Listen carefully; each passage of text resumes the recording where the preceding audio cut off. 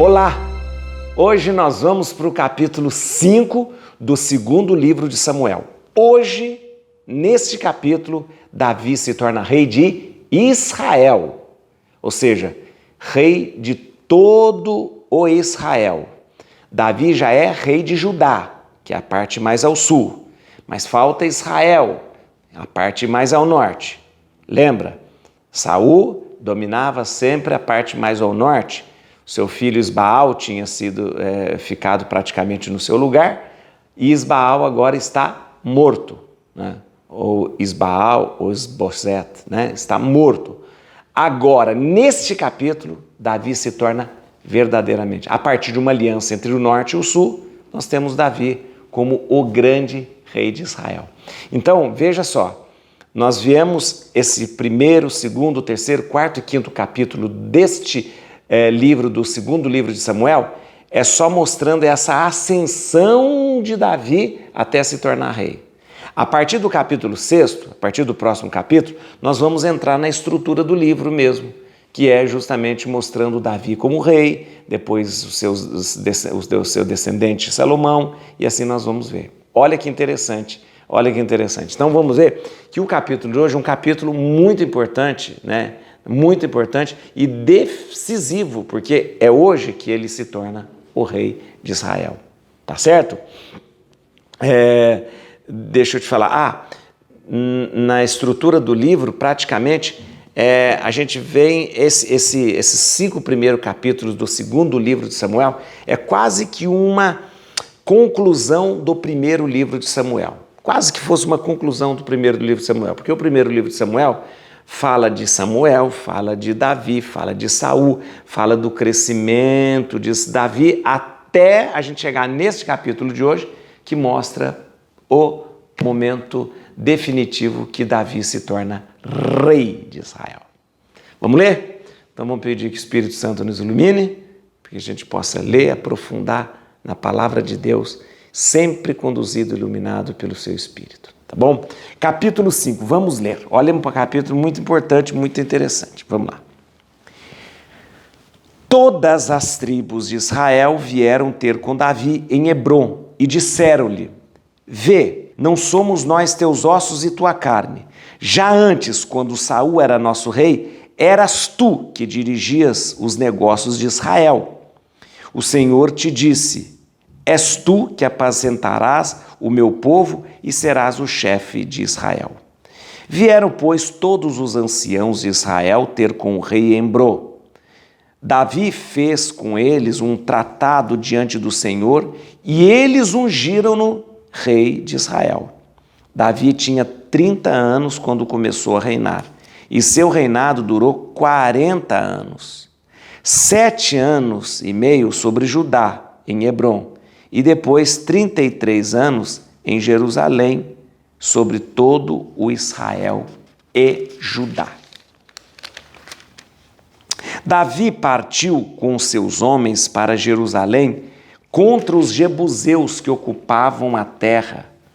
Estes disseram a Davi: Tu não entrarás aqui, cegos e coxos te repelirão, significando que jamais Davi entraria lá. Mas Davi apoderou-se da fortaleza de Sião, que é a cidade de Davi. Naquele dia, Davi dissera: Quem quiser abater os jebuseus, siga o canal para atingir esses cegos e coxos inimigos de Davi. Daí vem o ditado: nem cegos, nem coxos entrarão na casa. Davi estabeleceu-se na fortaleza e chamou-a Cidade de Davi. Cercou-a de muralhas desde Milo e construiu no interior. Davi ia se fortificando e o Senhor Deus dos exércitos estava com ele. O rei de Tiro, Irã, mandou-lhe mensageiros com madeira de cedro, carpinteiros e pedreiros, para construir-lhe um palácio. Davi reconheceu que o Senhor firmava o seu trono em Israel e exaltava a sua realeza por causa do seu povo. Davi tomou mais concubinas e mulheres em Jerusalém, depois que deixou Hebrom, e teve delas filhos e filhas. Eis os nomes dos filhos que teve em Jerusalém: Samua, Sobabe, Natã, Salomão, Gebaar, Elisua, Nafeg, Jáfia, Elisama, Eliada e Elifalet. Quando os filisteus souberam que Davi fora ungido como rei de Israel, puseram-se todos em campanha para apoderar-se dele. Informado disso, Davi desceu à fortaleza. Os filisteus, desde que chegaram, espalharam-se pelo vale dos gigantes. Davi consultou o Senhor, dizendo: devo subir ao encontro dos filisteus? Tu os entregarás nas minhas mãos? Vai, respondeu o Senhor. Eu os entregarei certamente nas tuas mãos. Veio Davi a Baal-Farazim, onde os derrotou. O Senhor disse ele, rompeu os meus inimigos diante de mim, como as águas rompem os diques. Por isso chamou aquele lugar de Baal-Farazim. Baal-Farazim significa o Senhor das brechas, o Senhor das rupturas, né? Porque como se rompesse um dique, né? Os filisteus abandonaram ali seus ídolos. Davi e seus homens os levaram. Os filisteus voltaram ao ataque, espalhando-se pelo vale dos gigantes. Davi consultou o Senhor, que lhe respondeu: não vás ao seu encontro, mas dá a volta por detrás deles e os atingirás do lado das amoreiras. Quando ouvirdes um rumor de passos, então apressa-te e ataca, porque o Senhor irá diante de ti para esmagar o exército dos filisteus. Davi fez como lhe ordenara o Senhor e feriu os filisteus desde Gabaá até Gazer. Depois eu te explico. Muito bem.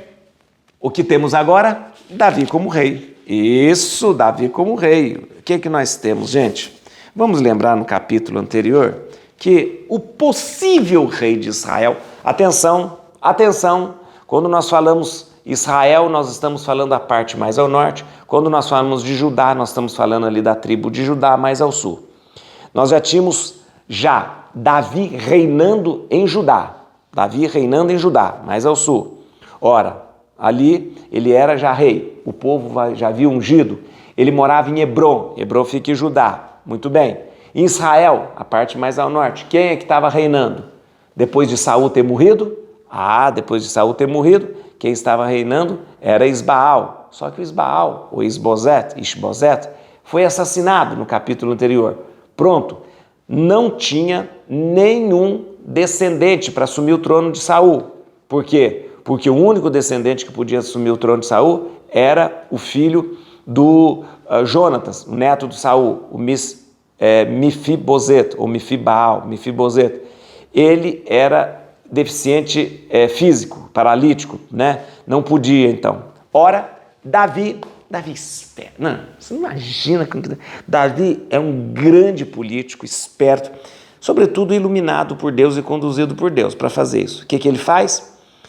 Ele chega diante do povo de Israel e o povo de Israel fala assim: olha, é o seguinte, a gente sabe que você, já que coordenava tudo, que liderava as batalhas, que era o grande conselheiro de Saul, na verdade, quando Saul era rei, era você que praticamente nos governava. Então não tem problema, vamos estar juntos. Vêm os anciãos de Israel e fazem um acordo. Os anciãos praticamente, a gente poderia dizer, representava toda a sabedoria, um senado, né? Não constituído um senado, mas as pessoas mais sábias, né? Já que não havia rei, não tinha um rei constituído em Israel, porque já havia morrido Isbaal e Saul havia morrido, e eles então vêm e fazem uma aliança com Davi. Sabe que Davi é estrategista, sabe que Davi tem um amor e o apoio de todo mundo. O povo já disse para Davi, falou, na verdade, quando Saul era rei, era você que praticamente governava tudo. Então, o que os anciãos fizeram? Falaram, vamos fazer uma aliança. E é isso que acontece. Faz uma aliança com Davi. Ao fazer essa aliança, praticamente o povo unge Davi como seu rei. Olha que coisa interessante. Aí Davi passa a ser, a partir desse momento, a partir desse momento e através de uma aliança entre Judá e Israel, o rei de todas as tribos. Qual é a grande contribuição de Davi? Ele é um unificador das tribos. Isso que é importante, lembra você, ele é unificador. Gente, nós temos 12 tribos dispersas, desde lá de cima, desde Dan até Bersabéia. Temos Judá, Neftali, Zabulon, Issacar, temos lá do outro lado do Jordão, Efraim, Manassés, temos Efraim, temos Benjamim, temos Dan, temos tanta tribo e tudo disperso. Quem é que conseguia? A gente tem algumas tribos unidas ali mais ao norte, que a gente chama de Israel, algumas tribos ali unidas mais ao sul, entre os mais Judá, né? Mas nós não temos uma unidade ainda dessas tribos. Pelo amor de Deus, nós não temos uma unidade. Davi é o grande unificador dessas tribos. A partir de uma aliança de Judá com Israel, a parte mais ao norte, ele unifica todas as tribos, formando o reino de Israel. O reino de Israel sob o domínio, sob a direção de um só rei. O Saul nunca foi um grande rei querido, gente. O Saul sempre teve mais aquela porção ali, mas nunca conseguiu unificar todas as tribos. Davi, como eu disse, político, estrategista, general, bom combatente, bom, coração bom, sempre ouvindo a Deus, sempre consultando a Deus, consegue ser unificador de todas as tribos. E através da aliança entre Judá e Israel, ele se torna rei de todo Israel. Logo, inteligente como ele falou, opa, nós precisamos de uma cidade capital, de um lugar que seja capital. Ele pensa, onde é que é uma cidade que está bem no meio entre Israel e Judá? Atenção, volto a dizer, Israel a parte mais ao norte, né? E Judá a parte mais ao sul. Ali a tribo de Judá, né? A tribo de Judá. Lembrando que Davi é de Judá, né? Nasceu em Belém, lembra de Belém. Belém está em Judá. Atenção, o que ele faz? Existe uma cidade que é a cidade dos Jebuseus. Quando o povo de Deus entrou na Terra Prometida, o povo de Deus tomou várias cidades, mas não tomou uma cidade chamada Jerusalém. Não. Jerusalém é uma cidade dos Jebuseus. Ali o povo conviveu com os Jebuseus, mas nunca tomou a cidade. Atenção agora, atenção. Davi, ele sabe que ele precisa ter uma cidade no meio de Israel. E ele fala, Jerusalém está no meio. Sabe por quê? O político faz isso. O político fala assim, onde que eu vou botar a capital do país? Vou botar num lugar estratégico. Aqui no Brasil, a gente tinha a capital do Brasil no Rio de Janeiro. Rio de Janeiro, você tem uma capital bem junto ao litoral, litoral. Não é bom ter uma capital junto ao litoral, né? Ela está muito devassada, ou seja, está muito exposta. E na década de 50, o Juscelino Kubitschek falou, opa, nós precisamos colocar a capital no meio do país, no meio. E ele escolhe, então, no centro do país, Planalto Central. No centro do país ele escolhe a capital. Fica perto do norte, fica perto do sul, porque ela está no meio. Davi fez isso. Davi falou, nós precisamos de uma cidade que seja no meio que fica entre Israel e fica entre Judá. Ele falou Jerusalém. O que ele faz? Ele vai até Jerusalém e expulsa os jebuseus. E toma Jerusalém. Quando ele chegou, o pessoal falou, você não vai tomar essa cidade de jeito nenhum, ninguém nunca tomou. O pessoal até o pessoal até, como que fala, debocha dele. Que isso? Você aqui não vai entrar, os cegos e os coxos vão te repelir daqui, como quem diz, assim, até os cegos, os coxos que não sabem, eles vão te botar para correr aqui, você não é nada. Ah, meu filho, não é nada o quê, meu filho? Ele entra na cidade, toma a cidade e toma a fortaleza. E ele fala, a partir de agora essa cidade chama Cidade de Davi. Meu filho, botou todo mundo para correr. Cidade de Davi, Cidade de Davi. Na fortaleza, ele já se instala ali, né, na fortaleza.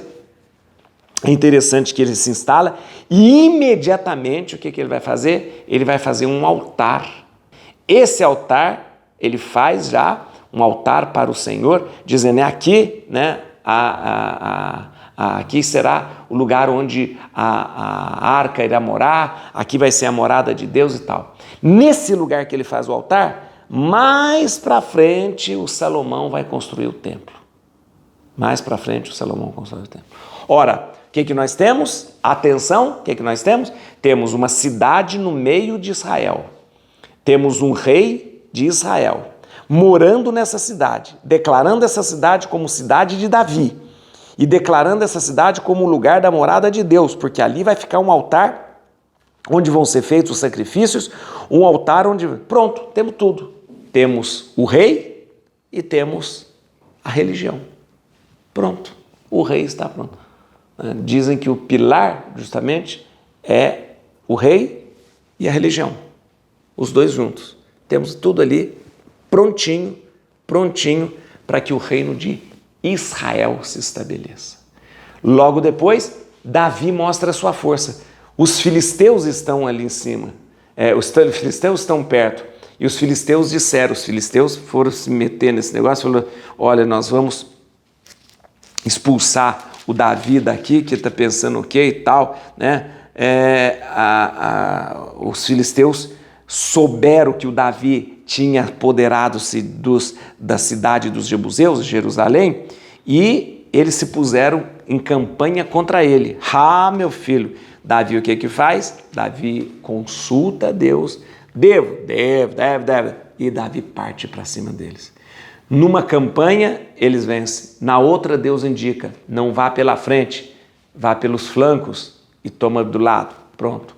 Davi, grande estrategista, militar, como eu já disse, domina e leva os filisteus até o limite do seu território.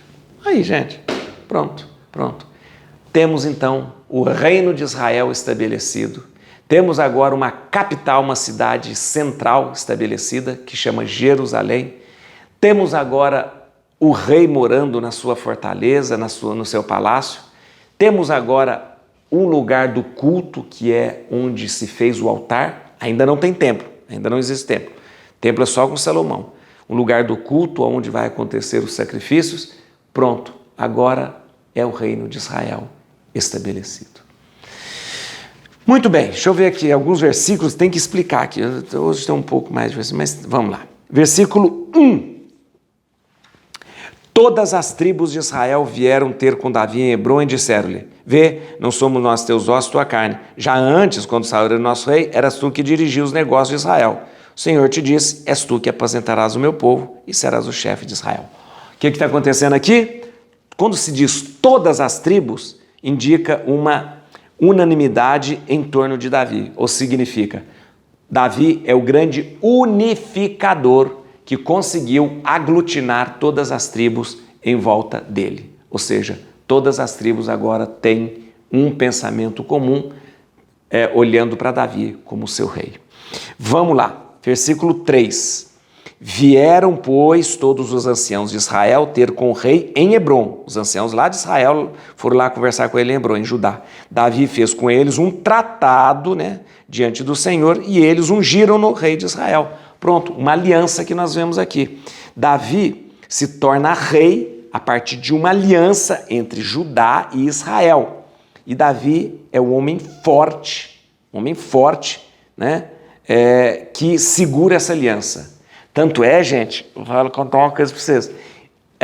Depende muito do líder, né? Do líder. Ele é um homem forte que sempre vai segurar Israel unido, sempre, sempre.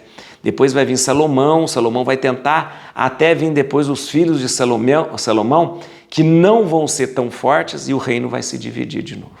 Mas isso é lá na frente. Por isso depende muito, né? A estabilidade de uma nação depende muito do poder de liderança do seu chefe, do líder, de ser líder mesmo, né? Davi é um grande líder, Salomão também é um grande líder. De repente os filhos de Salomão, aí o reino racha, tá bom? Ó, versículo 6, vem cá aqui, ó. Davi partiu com seus homens para Jerusalém contra os jebuseus que ocupavam a terra. Esses disseram a Davi, tu não entrarás aqui, cegos e coxos repelirão, significando que Davi jamais entraria lá. Ora, Jerusalém é a terra dos jebuseus e Davi, como eu disse, lugar estratégico, bom, central, vamos lá fazer. Os jebuseus são os antigos habitantes de Jerusalém, né, gente? Como eu disse para você, os jebuseus se recusam a render-se diante de Davi. Eles não tinham se rendido nem quando o povo de Deus tinha entrado, gente. Eles não deixaram essa terra, essa cidade ser tomada. Eles permitiram que os judeus, que os israelitas pudessem ficar ali com eles, mas não permitiram que a terra fosse, que a cidade fosse tomada. Agora, com Davi, a cidade é tomada. A cidade é tomada, né? E eles falam assim, nem os coxos e os cegos vão deixar vocês entrar. Nós não vamos deixar você entrar. Qualquer um que está aqui não vai deixar você entrar. Não acontece isso. Davi realmente toma a cidade.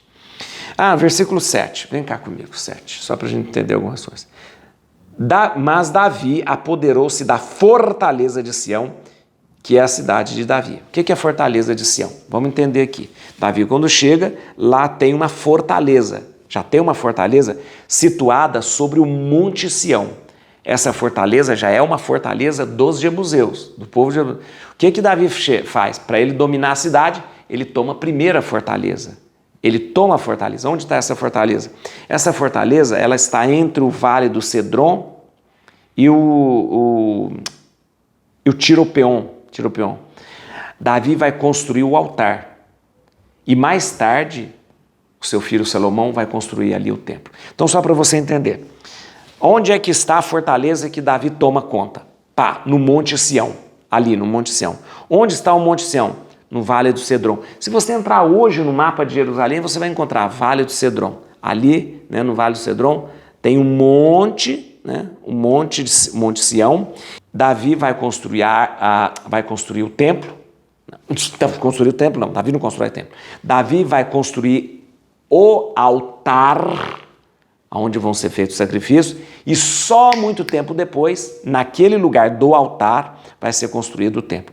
Então, o Monte de Sião, que estava a fortaleza, está bem pertinho do lugar onde Davi vai construir o altar e onde vai estar o templo, ok? Então, vamos lá.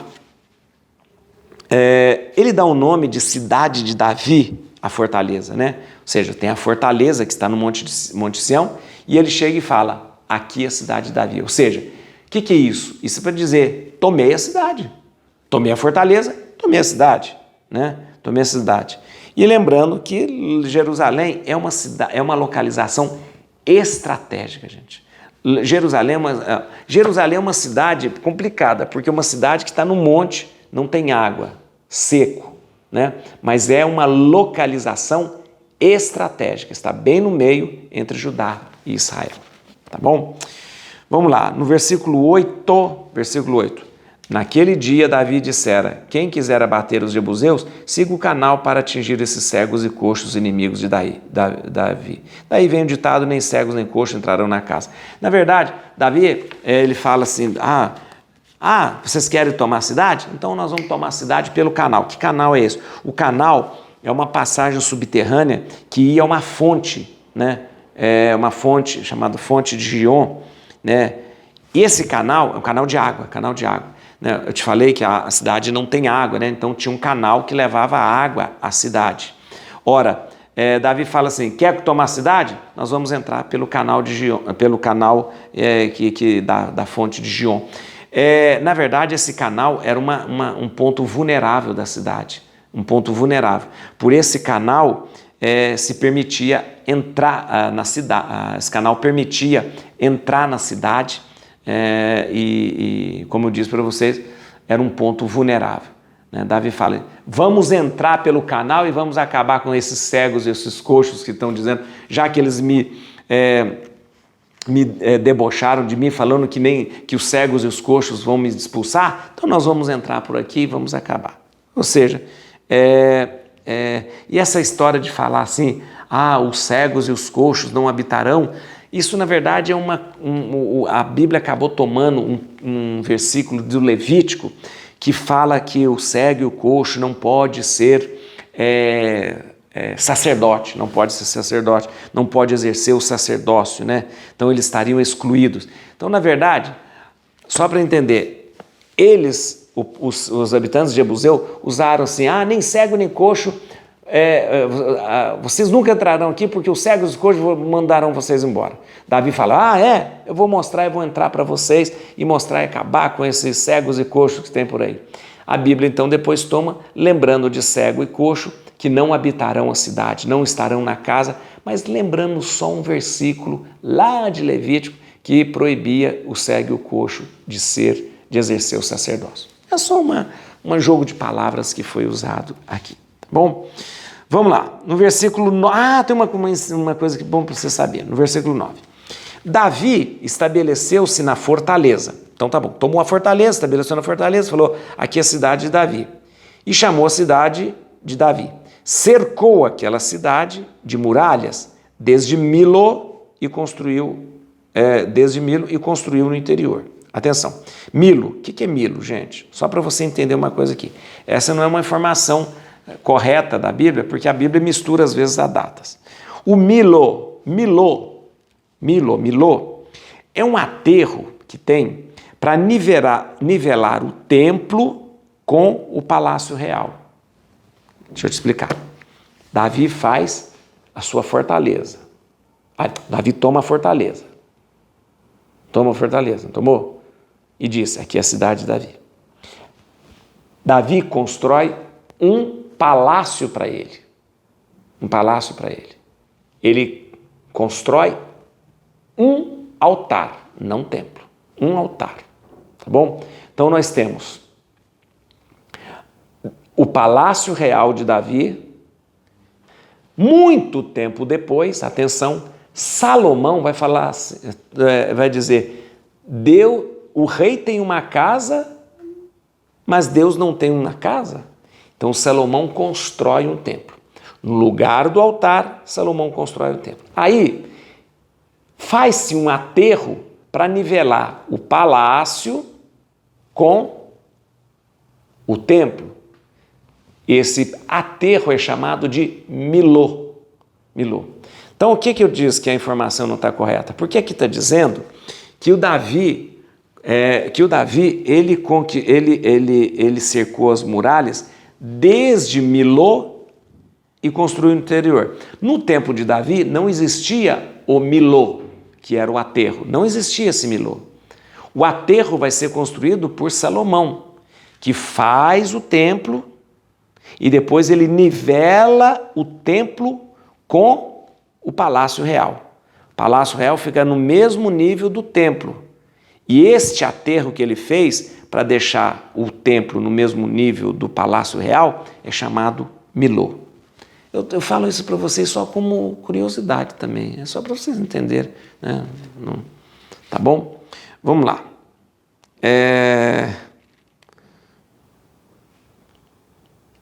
25, versículo 25. Cadê? A última aqui. Davi fez como lhe ordenara o Senhor e feriu os filisteus desde Gabaá até Gázer. Desde Gabaá até Gázer. Onde que está Gázer, gente? Gabaá está no território dos israelitas. Gázer está no limite do território dos filisteus. Gázer. Então, essa é uma narrativa de guerra, uma narrativa de guerra. Quando você quer dizer que você venceu o seu inimigo, você diz que levou ele até o limite do seu território, né? venceu e levou até o limite do seu território. Ou seja, você vai vencendo, vai fazendo eles recuarem, até chegar no limite do território. Gazer é o limite do território, o limite do território dos israelitas e dos filisteus. Então, o que está Davi? A vitória que Davi impõe sobre os filisteus foi tão grande que ele foi levando o pessoal até Gazer. O que é Gazer? É o limite da cidade, é o limite das terras dos filisteus. Ou seja, dominou, venceu e empurrou eles para suas terras. Ok? Temos o rei Davi, grande rei unificador, grande rei que conseguiu unir todo Israel. Foi só obra de Davi? Claro que não. Obra de Deus, mas precisava de alguém que ouvisse e obedecesse a Deus. Davi é um homem que ouve a Deus. Não ouve somente o seu coração, a sua vaidade. Ouve sobretudo a Deus. A obediência a Deus faz toda a diferença na vida da gente. Et crucem Domini, fugit partes adversae, vite teleo de tribuda, radix Davidi. Aleluia.